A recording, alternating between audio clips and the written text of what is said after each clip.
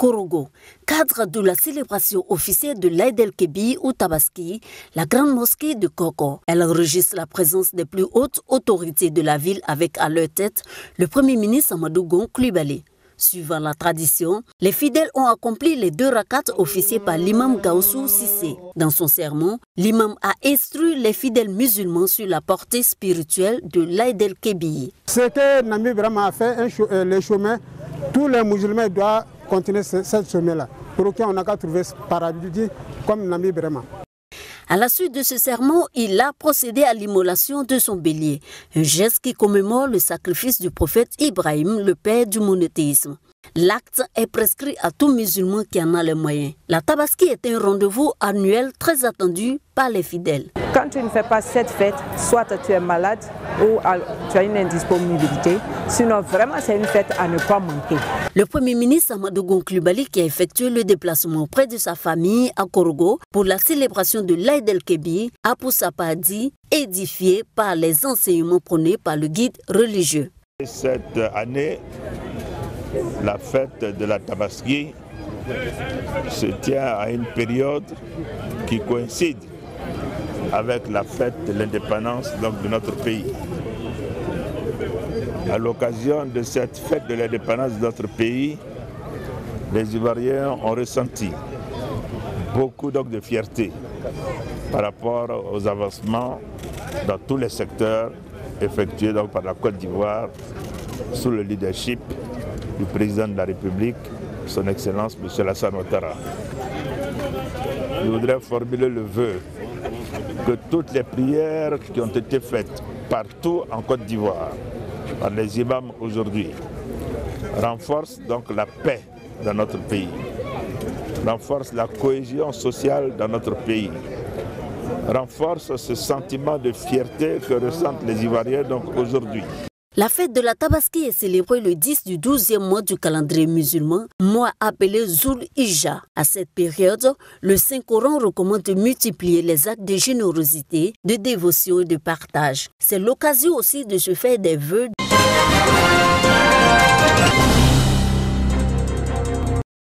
À Yopougon, la communauté musulmane a sacrifié à la tradition à l'occasion de l'Aïd el-Kébir.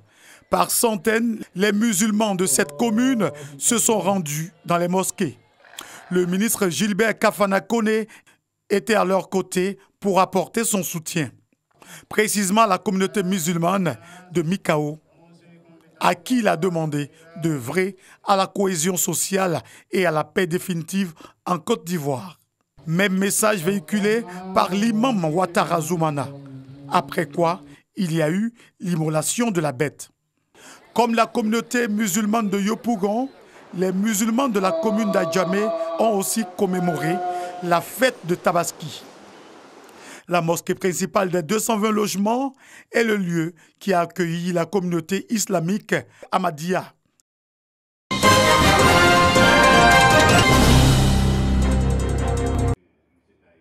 Les états généraux du développement de Didier Vie donnent l'occasion de s'interroger sur les impacts de la politique de décentralisation sur Didier Vie. Le visage que présente la commune après 34 ans d'existence, les indicateurs de développement et la politique de développement envisagée ensemble pour faire de Didier Vie une commune moderne et modèle. Les initiateurs comptent inscrire leur action au profit du bien-être des populations dans une dynamique de concertation et de mobilisation des forces vives autour de la cité commune. Malgré un potentiel qui est très fort, malgré des cadres de renom et des cadres d'envergure que ce département a connus, alors nous nous sommes dit qu'il fallait créer un cadre de concertation pour pouvoir parler du développement inclusif. 30 projets de développement identifiés. Chaque habitant doit participer à la vie de la commune par une suggestion, un conseil. La politique de décentralisation suppose un développement inclusif, une participation pleine et entière et une gouvernance optimale sur la base de la démocratie. Une chose est d'identifier des projets, une autre est de les formuler, mais une autre est de les réaliser, de mobiliser les moyens pour réaliser ces projets-là. Et donc il faut effectivement que les cadres se mobilisent pour accompagner le maire dans la réalisation de ces projets. Pour faire le diagnostic des forces et faiblesses, des potentialités et opportunités du développement, 5 commissions ont été mises en place, dont la contribution des mutuelles et associations dans le développement de Didier Vie, le développement agricole, l'urbanisme, l'habitat et l'environnement, etc. Raymond Goudou-Kofi présidait ces assises pour l'oratrice. Cette démarche participative cadre avec la vision du président de la République. Aussi, dira-t-elle, que son ministère a mis en place un système d'identification numérique pour la réforme structurelle de l'administration, non sans attendre les conclusions des travaux de ces assises.